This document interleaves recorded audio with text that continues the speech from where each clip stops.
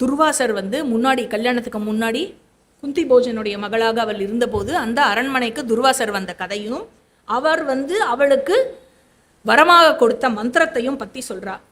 அதனால் என்னால் எந்த தேவரை வேண்டுமானாலும் அழைக்க முடியும், இப்போ சொல்லுங்க நான் யாரை அழைக்கட்டும் அப்படிங்கிற. உடனே பாண்டுவுக்கு ரொம்ப சந்தோஷமாயிடுது. பாண்டு சொல்றார், தர்மதேவனை நீ அழைப்பாயாக. ஏன்னா நமக்கு பிறக்கும் மகன் அவன்தான் அரியணை ஏற போவன் இல்லையா, மூத்த மகன் அப்படின்னாக்க, அப்போ அப்படிப்பட்ட மகன் அறம் சார்ந்தவனாக இருக்க வேண்டும், குரு வம்சத்திலேயே முதன்மையானவனாக அவன் இருக்க வேண்டும். அதனால நீதி ஒழுக்கம் இது எல்லாத்திற்கும் உறைவிடமாக, இது எல்லாத்தினுடைய அதிபதியாக அவன் இருக்க வேண்டும். ஆக எந்த ஒரு தேவர்களால் அருளப்பட்ட மகன் அப்படின்னாக்க நிச்சயமாக எந்த விதமான பாவ காரியத்திலோ அல்லது புனிதமற்ற எந்த ஒரு செயலிலோ அவன் மனதை செலுத்தவோ ஈடுபடுத்தவோ மாட்டான். அதனால ஹே குந்தி, நீ என்ன பண்ணு, அப்படி ஒரு மகன் பிறக்க வேண்டும் என்றால் நீ முதல்ல விரதம் இரு, அறத்தை உன் கண்முன் நிறுத்து, புனிதமான நோன்புகளை கடைபிடித்து அதன் பிறகு தர்மதேவனை நீ அழைப்பாயாக அப்படின்னு சொன்னோடனே குந்தி அப்படியே ஆகட்டும் அப்படின்னு சொல்லி பாண்டுவை வலம் நமஸ்கரித்து விரதத்தை ஆரம்பிக்கிறாள். அங்க என்னாச்சு, காந்தாரி கருவுற்று 1 வருடம் மட்டுமே, மொத்தம் 2 years கருவுற்றாள் இல்லையா, 1 வருடம் மட்டுமே முடிந்த பிறகு என்ன ஆயிடுத்து, இங்க இவன் நோன்பை முடிச்சுட்டு தர்மதேவனை இவள் பிள்ளை பெறுவதற்காக மந்திரத்தை சொல்லி அழைக்கிறாள். தர்மதேவன் முன்னாடி வரார். ஹே குந்தி, உனக்கு நான் என்ன செய்ய வேண்டும் அப்படின்னு உடனே இவ ஒரே சந்தோஷமாயிட்டா. தர்மதேவனை பார்த்த உடனே அவ சொல்றா, நீங்கள் எனக்கு பிள்ளை அருள வேண்டும் அப்படிங்கிறா. உடனே தர்மதேவதா ஒரு யோக ரூபம் எடுத்துக்கொண்டு குந்திக்கும் தர்மதேவத்துக்கும் அந்த சமாகத்தம் ஏற்பட்டு உடனே குந்திக்கு கையில ஒரு அழகான குழந்தை வந்துட்டு. சரியா? ஆக அவர் சொல்றார், அனைத்து உயிர்களின் நன்மைக்கு தன்னை அர்ப்பணித்துக் கொள்ளும் ஒரு மகன் உனக்கு பிறப்பான்னு சொல்லிடுறார். அபிஜித் அப்படிங்கிற 8வது முகூர்த்தத்தில் ஐப்பசி மாசம் நடு பகலில் அதிர்ஷ்டமான நாளான பஞ்சமி திதியில் ஜேஷ்டா நட்சத்திரத்தில் சந்திர லக்னத்தில் விருச்சிக ராசியில் இந்த மகனானவன் பிறக்கிறான். இவன் பிறந்த உடனே அந்த அசரீரி சொல்றது, இந்த குழந்தை மகன்களிலேயே மனிதர்களிலேயே சிறந்தவனாக இருப்பான், அறம் சார்ந்தவர்களிலேயே முதன்மையாக அறியப்படுவான், அவன் பெற்றிருக்கும் ஆற்றலிலும் அவன் பேசும் உண்மையும்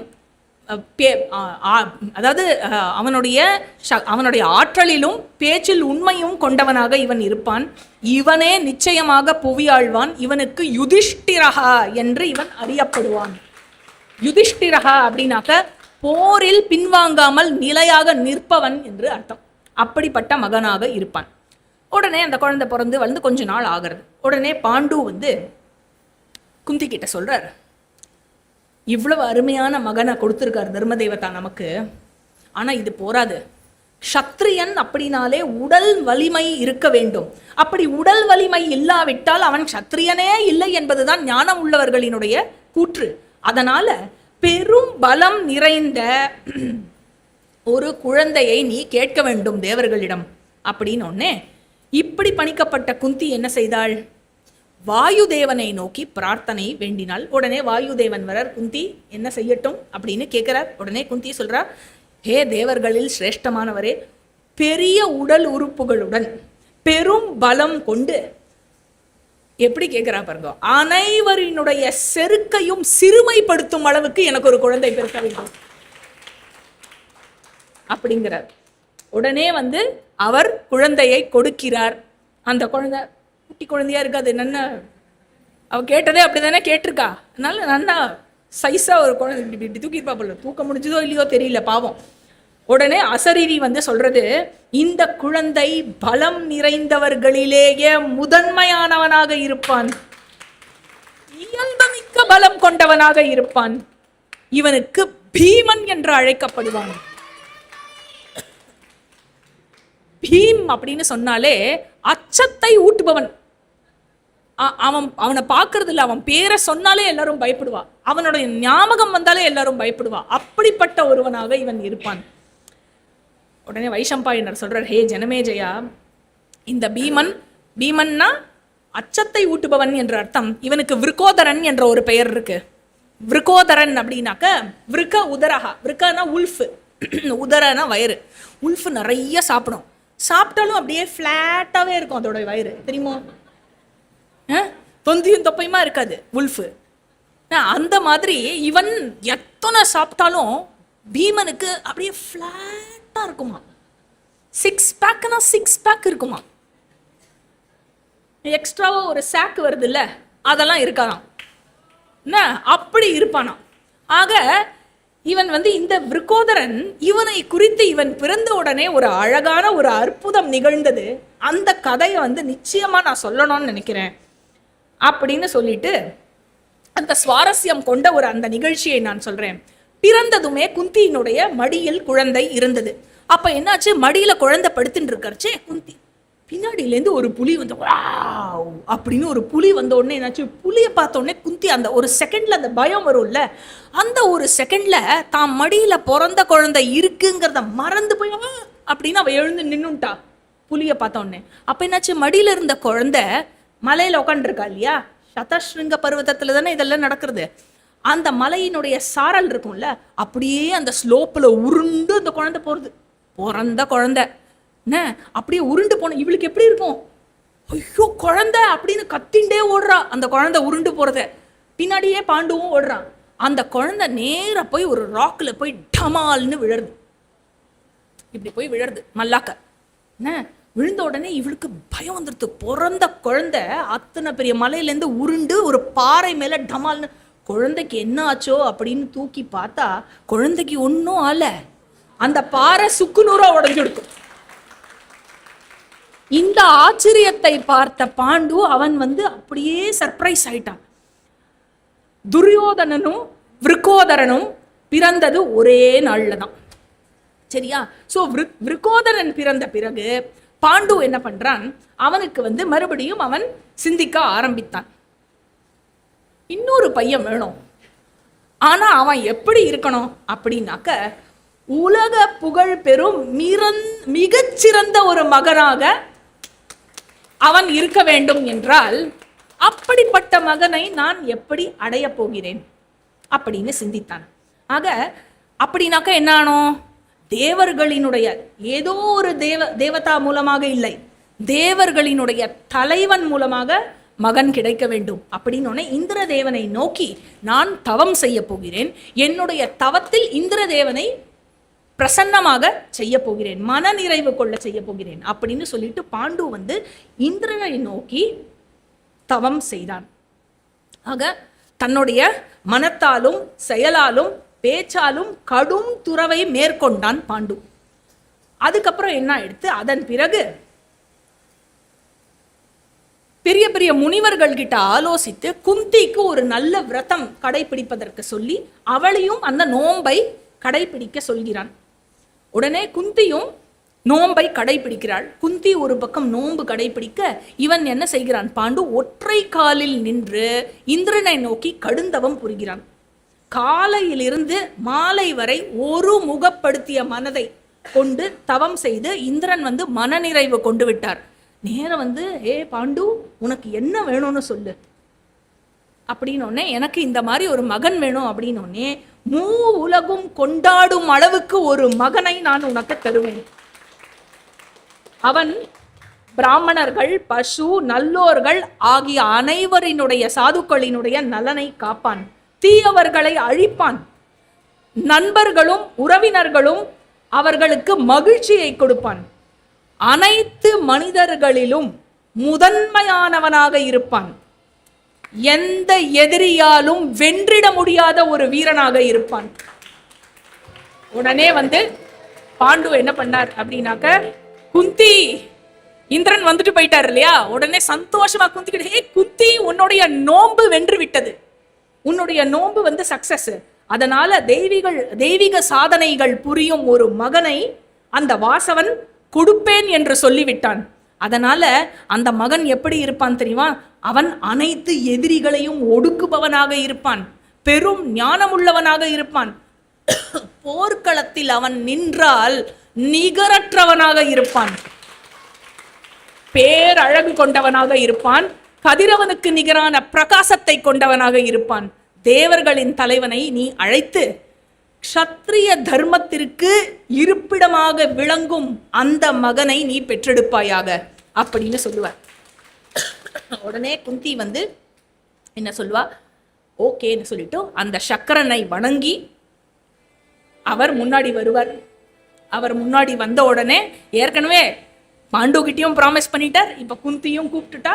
உடனே வந்து ஒரு அருமையான ஒரு குழந்தையை கொடுக்கிறார்.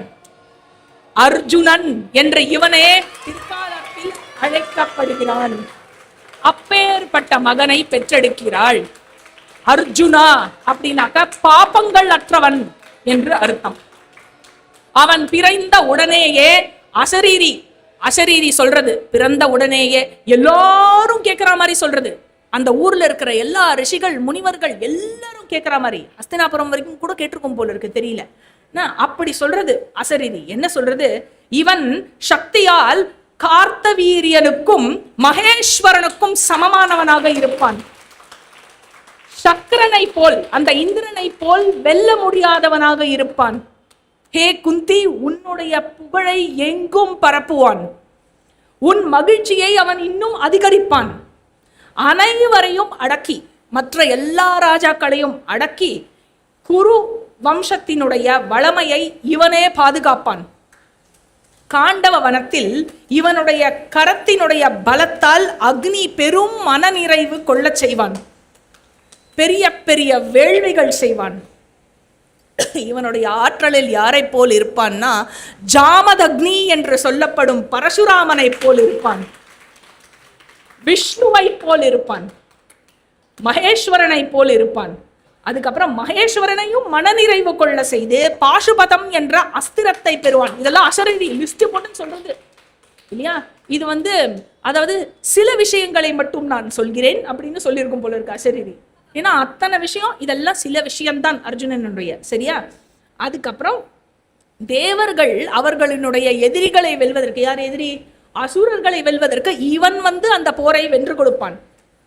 பற்பல அஸ்திரங்களை பெறுவான். இந்த குலத்தினுடைய நற்பேறுகளை இவன் மீட்டெடுப்பான். அப்படிப்பட்ட மகனாக இருப்பான் அப்படின்னு இந்த அசரீரி சொன்ன உடனே இந்த பிறந்த குழந்தைய பார்க்கறதுக்கு எல்லாரும் வந்துட்டா. யாரெல்லாம் வந்துட்டா தெரியுமா, எல்லா தேவதாவும் வந்துட்டா, எல்லா சப்தரிஷிகளும் எல்லா தேவரிஷிகளும் வந்து விட்டார்கள், எல்லா அப்சரசு எல்லாரும் வந்து எல்லாரும் மலரை தூவி அந்த குழந்தை, பிறந்த குழந்தையை வந்து வாழ்த்து தெரிவித்து, அப்புறம் என்ன ஆயிடுத்து, அப்சரஸ் எல்லாரும் சேர்ந்து, அப்சரஸ் கந்தர்வர் எல்லாரும் இருக்கா இல்லையா, உடனே வந்து ஒரே பாட்டு, ஒரே டான்ஸ் ப்ரோக்ராம், எல்லாம் ஒரே செலிப்ரேஷன் அர்ஜுனன் பிறந்ததுக்கு. அதுக்கப்புறம் என்ன ஆயிடுத்து, ஒரே சந்தோஷம், ஒரே ஹாப்பி ஹாப்பி ஹாப்பி, அப்படி ஒரு செலிப்ரேஷன். உடனே பாண்டு வந்து கொஞ்ச நாள் கழிச்சு திருப்பி குந்தி கிட்ட போய் இன்னும் ஒரு மகன். உடனே குந்தி சொல்றா, நீங்கள் வந்து மகன் வேண்டும் என்று மகன் மேல இருக்கிற ஆசைனால தர்மத்தை மறந்து விட்டு பேசிக்கொண்டிருக்கிறீர்கள். எந்த ஒரு பெண் அவள் கணவனை தவிர 4 பேருடன் உறவு வைத்துக் கொண்டுள்ளாளோ அந்த பெண் ஸ்வாரிணி என்று அழைக்கப்படுகிறாள். ஸ்வாரிணி அப்படின்னாக்கா தாழ்ந்தவள் என்று அர்த்தம். 5 பேருடன் அவள் உறவு வைத்துக் கொண்டாள் என்றால் அவள் விலை மகளாகிறாள். அதனால தயவு செஞ்சு நீங்க இதை பண்ணாதீங்கோ, ஏதோ புத்திரன் மீது இருக்கிற ஆசையில பண்ணின்னு இருக்கேன், விட்டுடுங்கோ இதை அப்படின்னு சொல்றா. கொஞ்ச நாள் கழிச்சு என்ன ஆகுது, மாதிரி என்ன பண்றா, அவ வருத்தத்தை ஷேர் பண்ணிக்கிறா பாண்டு கிட்ட. உங்களுக்கு குந்தி மூலமா 3 மகன் இருக்கான், ஆனா எனக்கு தான் பிள்ளையே கிடையாது, நீங்க அவகிட்ட சொல்லி எனக்கு கொஞ்சம் ஹெல்ப் பண்ண சொல்லக்கூடாதா, எனக்கும் ஆசையா இருக்கு குழந்தை வேணும்னு அப்படின்னு. உடனே பாண்டு சொல்றார், எனக்கு இதை உன்கிட்ட எப்படி கேட்கறதுன்னு தெரியாம இருந்தது, நீ ஏதாவது மனசுல வருத்தப்படுவியோ அப்படின்னு. இப்ப நீ சொல்லிட்ட இல்லையா, எனக்கு இதுவே வந்து சந்தோஷமா இருக்கு, நான் போய் குந்தி கிட்ட சொல்றேன், ஏற்பாடு பண்றேன் அப்படின்னு குந்தி கிட்ட சொன்னோடனே குந்தியும் அப்படியே ஆகட்டும் அப்படின்னு சொல்லி உடனே வந்து மாதிரி கிட்ட சொல்றா, எந்த தேவதாவை வேணுமோ நினைச்சுக்கோ, இப்ப அந்த தேவதா வருவார் அப்படின்னு சொல்லி இவ மந்திரத்தை சாண்ட் பண்ணா போல இருக்கு, மாதிரிக்காக தெரியல. உடனே வந்து என்ன ஆறுது, இவ ரொம்ப நேரம் தாமதிக்காத டக்குன்னு ஒரு தேவதாவை நினைச்சுக்கோ அப்படிங்கிறா. உடனே இவ இப்படி யோசிச்சுட்டு அஸ்வினி குமாரர்களை நினைச்சுட்ட உடனே அவ 2 பேரும் வந்து நகுல சகதேவ அப்படிங்கிற 2 அழகான, அதாவது அஸ்வினி குமாரர்களை விட சக்தியிலும் ஆற்றலிலும் அழகிலும் சிறந்து விளங்கும் இந்த இரட்டையர்களை கொடுத்து விடுகிறார்கள். ஆக நகுலன் அப்படின்னு சொன்னா எப்படி பாம்புகளுக்கு கீரியோ அதே போல் இவன் பகைவர்களுக்கு கொடூரமானவன் அப்படின்னு அர்த்தம், பயமூட்டுபவன் இவன். அதுக்கப்புறம் சகதேவ அப்படின்னாக்க எந்த வேத்து முகமும் இன்றி அனைவருடனும் ஒற்றுமையாக இருப்பவன் அப்படின்னு அர்த்தம். ஆக இப்படிப்பட்ட 2 மகன்கள் பிறக்கிறார்கள். அந்த மொத்த இடமே இந்த 5 தேவதாவோட குழந்தைகள் பிறந்து அந்த மொத்த இடமே அப்படியே பிரகாசிக்கிறது. எல்லா முனிவர்களும் சதஸ்ருங்க மலையில் இருக்க எல்லா முனிவர்களும் இந்த 5 குழந்தைகளையும் வாழ்த்தினார்கள். அப்படியே அந்த குழந்தைகள் வளர்ந்துட்டே வந்தது. 5 வயசாச்சு. அபரிமிதமான சக்தி, பலம், வீரம், அறிவு எல்லாத்தையும் மெச்சூரிட்டி எல்லாமே பார்க்குற அந்த குழந்தைகள் கிட்ட. ஆக இந்த முனிவர்கள் அனைவருக்கும் இந்த 5வரும் ரொம்ப பிடித்தமானவர்களாக ஆகிவிடுகிறார்கள். உடனே வந்து பாண்டு என்ன பண்ற, ரொம்ப சந்தோஷமாயிடுது இந்த குழந்தைகளை பார்த்து. உடனே குந்தி கிட்ட போய் மாதிரிக்கு இன்னொரு தடவை அப்படின்னு கேட்குறார். உடனே வந்து குந்தி சொல்றா, ஒரு முறைக்கே அவ இன்டெலிஜென்ட்டா அஸ்வினி குமாரர்களை கூப்பிட்டு 2 பெத்துன்ட்டா. என்ன நான் எனக்கு இந்த ஐடியா தோணாம போச்சு, நான் ஒன்னொன்னா பெத்துன்னு இருந்தேன். என்ன ஆக இன்னொரு முறை நான் வந்து அலோவ் பண்ணேன் அப்படின்னாக்க அவள் என்னை விட அதிகமாக குழந்தைகளை பெற்று விடுவாள். அதனால இனிமே இந்த விஷயத்தை நீங்க என்கிட்ட கேட்கவே மாட்டேன் அப்படிங்கிறத எனக்கு வரமா கொடுத்துருங்கோ ப்ளீஸ் அப்படிங்கிற. உடனே வைஷம்பாயனர் அந்த பக்கம் இதை நரேட் பண்ணிட்டு இருக்காரு இல்லையா, ஜனமேஜய ராஜா கிட்ட சொல்றார், இவ்வாறு தான் பாண்டுவிற்கு 5 மகன்களும் பிறந்தார்கள். அனைத்து அதிர்ஷ்ட குறிகளுடன் அனைத்து புகழையும் அடையும் வல்லமை பெற்ற மகன்களாக இருந்தார்கள். சிங்கத்தை போன்ற செருக்கும் சிங்கத்தை போன்ற நடையும் கொண்டவர்களாக இருந்தார்கள். ஆயுதங்களில் நிபுணத்துவம் பெற்றவர்களாக இருந்தார்கள். பலத்துல தேவர்களை போல இருந்தார்கள். ஆக அவர்களுடன் அவர்களது அந்த என்டையர் கம்யூனிட்டியும் அந்த சுற்றி இருக்கிறவனும் வளர்ந்து எல்லாரும் வளர்ந்து வரும்பொழுது என்ன ஆயிடுத்துனாக்கா அந்த என்டையர் கம்யூனிட்டி, அந்த ரிஷி முனிகள் கம்யூனிட்டி அவர்களை வியப்புடன் பார்த்தது. இந்த பக்கம் 5 குழந்தைகள் இந்த காட்டில், அந்த பக்கம் பேலஸில் 102 இல்லையா, இந்த எல்லா குழந்தைகளும் இந்த 107 குழந்தைகளும் வைஷம்பாயனர் சொல்றார், தாமரை குளத்தில் எப்படி சொட்டு சொட்டு சொட்டு சொட்டுன்னு தாமரை வந்து மலர்ந்து வளர்ந்துருமோ அந்த மாதிரி இந்த 107 கிடுகிடு கிடுகிடுன்னு வளர ஆரம்பிச்சா. ஒரு நாள் என்னாச்சு, வசந்த காலத்துல ஒரு வனத்துல பாண்டு மாதிரியுடன் உலவை கொண்டிருந்தான். அந்த வனம் இப்படி இருந்தது அப்படி இருந்தது அழகா இருந்தது அப்படின்னு அந்த அந்த மூடையே சேஞ்ச் பண்றாரு. இந்த ஹாப்பி மூடுலேருந்து கொஞ்சம் கொஞ்சமா ஒரு ஒரு ஒரு எண்டுக்கு கொண்டு போற ஒரு ரொமான்டிக் மூடுக்கு சேஞ்ச் பண்றார். அந்த இடத்துல என்னாச்சு, காமத்தினுடைய ஆதிக்கத்தை பாண்டுவானவன் அவனுள் உணர்கிறான். இவள் மாதிரியை பார்க்கிறான். இவளுடைய ஆடையும் இவளுடைய உருவமும் எல்லாத்தையும் பார்த்து இவன் வந்து இவனுடைய ஆசை அதிகமாக அடக்க முடியாமல் செல்கிறது. ஆக என்னாச்சு, மாதிரியுடன் அந்த கொண்ட ஆசையை அடக்க முடியாமல் அவன் வெளிப்பட்ட பொழுது, காமதேவன் வெற்றி கண்டு விட்டான் அந்த இடத்தில். அது வெளிப்பட்ட பொழுது அவள் என்ன பண்றா, முடிந்தவரை தடுத்து பார்க்கிறாள். வேண்டான்னு ரொம்ப கெஞ்சி தடுக்கிறா. இவன் என்ன செய்கிறான், வைஷம்பாயனர் சொல்றார், தானே உயிரை மாய்த்து கொள்ள நினைத்தவன் போல் வலுக்கட்டாயமாக மாதிரியினுடைய அணைப்பை பெறுவதற்காக இவன் முயற்சி செய்ய மனைவியுடன் உறவு கொண்டவாறே இவன் மாண்டு போகிறான். ஓன்னு அலறா மாதிரி, அலறு அலறு அலறு அலறுன்னு அந்த காட்டுல தனியா ஓன்னு அலறின்னு இருக்கா. அழுது அழுது அழுது குந்திய கத்தி கத்தி அழுது அழுது உடனே எங்கேயோ சத்தம் கேட்கறதுன்னு குந்தியும் 5 குழந்தைகளும் ஓடுறா. உடனே இவளும் கத்தின்ண்டே மாதிரி மாதிரின்னு கத்தின்ண்டே வரவே பக்கத்துல வந்துட்டான்னு தெரிஞ்ச உடனே மாதிரி சொல்றா, குந்தி குழந்தைகள் அங்கேயே வச்சுட்டு நீ மட்டும் தனியாவா அப்படிங்கிற. உடனே நீங்க 5 பேரும் இங்க இருங்கோ அப்படின்னோடனே குந்தி வந்து கண்ணில் ஏற்கனவே ஜலம் வர ஆரம்பிச்சு, எனக்கு கேடு வந்துருத்து அப்படின்னு போறா. போய் அங்க பார்த்த உடனே அங்க பார்த்தா இறந்து போன கணவரை காண்கிறாள். ஆக என்ன சொல்றா, ஏன் இவ்வளவு வருஷமா மாதிரி, இவ்வளவு வருஷமா என்னுடைய ஆசையை முழுமையாக அடக்கி இவரை நான் காப்பாத்திண்டு வந்தேனே, முனிவரோட சாபத்தை மறந்து போயிட்டியா நீ? உனக்கு ஞாபகம் வரலையா? நீ அவரை காத்திருக்க வேண்டுமே, ஏன் அப்படி பண்ணல? ஏன் நீ இப்போ அவரை மயக்கினாய்? உன்னால் எப்படி இது முடிஞ்சது?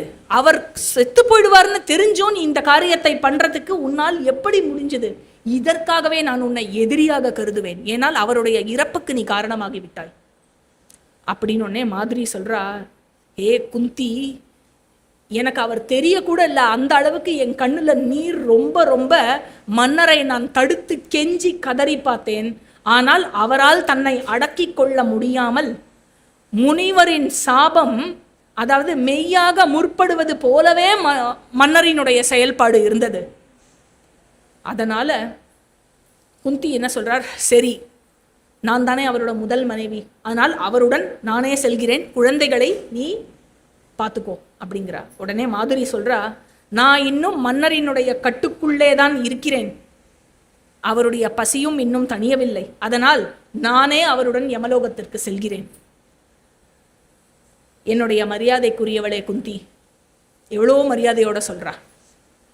உனக்கு பதில் ஒருவேளை நான் பிழைச்சிருந்தேன் குழந்தைகளை பார்த்துக்கிறதுக்கு அப்படின்னாக்க, உனக்கு பிறந்த மகளை என்னுடைய மகன்கள் போல் நான் பாவிக்க மாட்டேன். அதனால அந்த பாப்பம் எனக்கு தானே வரும். அது மட்டும் இல்லை, நீ அப்படி கிடையாது. நீ என் மகளையும் உன் மகனையும் உன் மகன்கள் போலவே தான் நீ பாவிப்பாய் என்பது எனக்கு தெரியும்.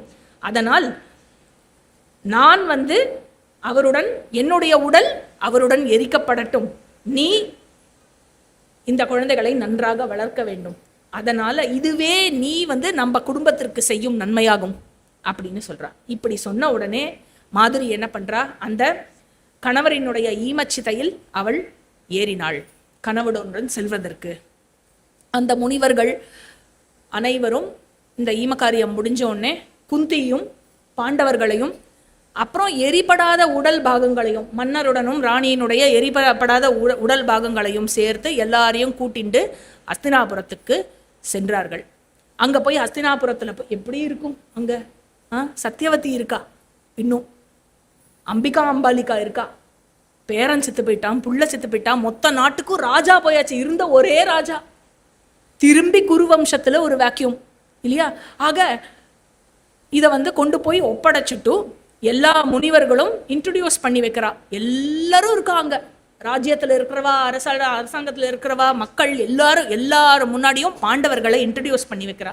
எல்லா முனிவர்களும் இன்ட்ரடியூஸ் பண்ணி வச்சுட்டு அவளை ஒப்படைச்சிட்டு அப்படியே காத்தோட காத்தா அவள் பார்த்துட்டே இருக்கிறச்சே மறைஞ்சு போய்ட்றான்.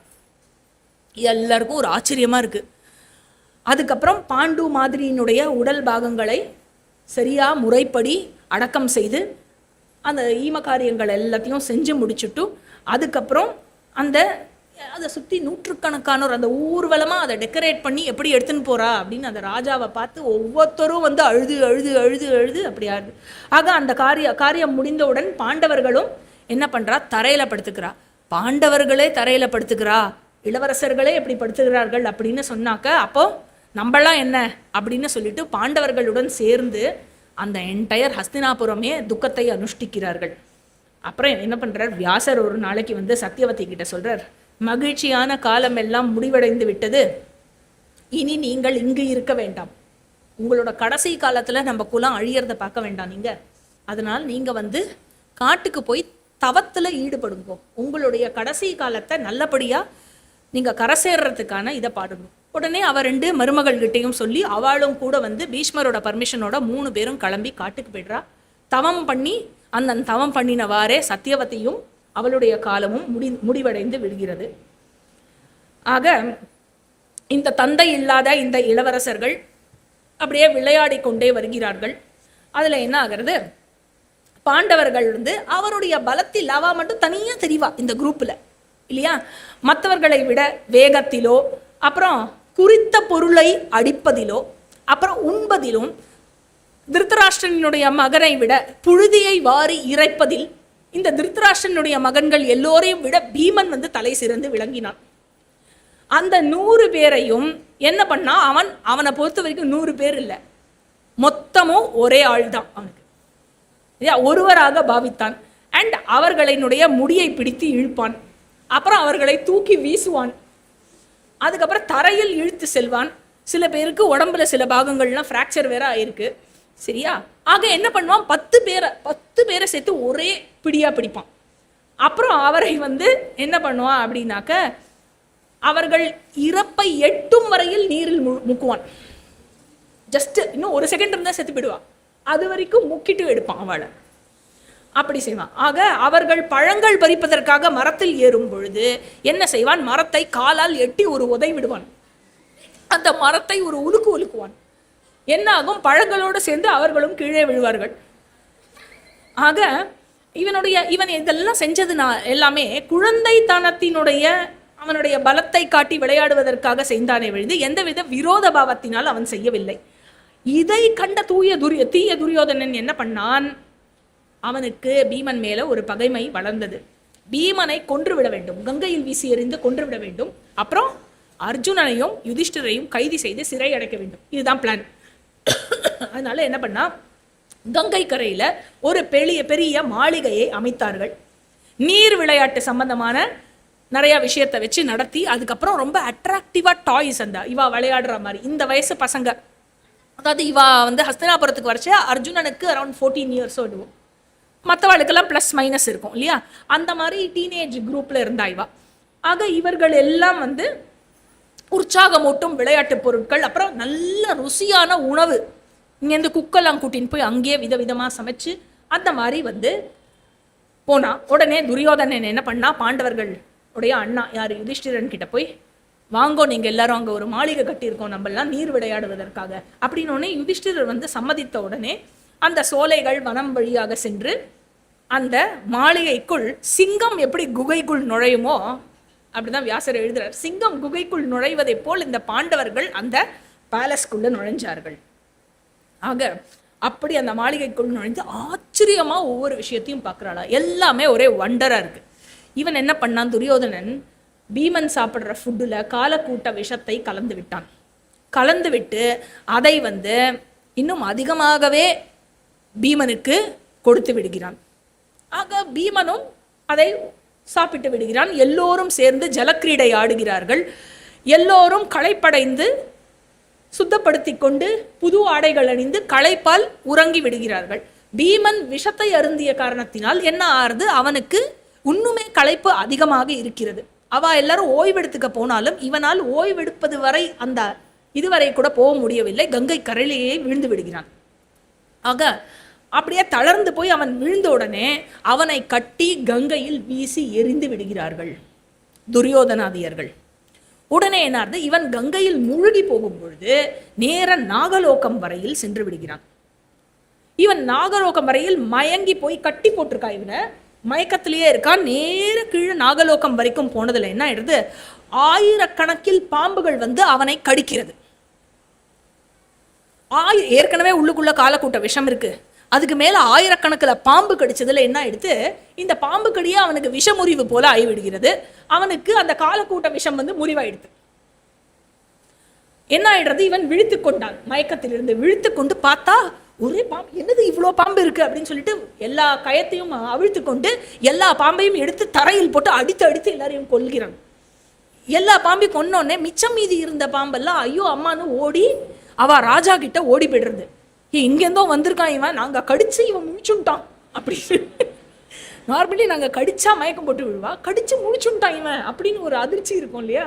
உடனே போய் அங்கே போய் ராஜா யாரு அப்படின்னா வாசுகி, ராஜா கிட்ட போய் கம்ப்ளைண்ட் பண்றா. உடனே வாசுகி, நான் அந்த பையனை பார்க்கணுமே அப்படின்னு பார்த்த உடனே வாசுகிக்கு ஒரே சந்தோஷமாயிடுறது.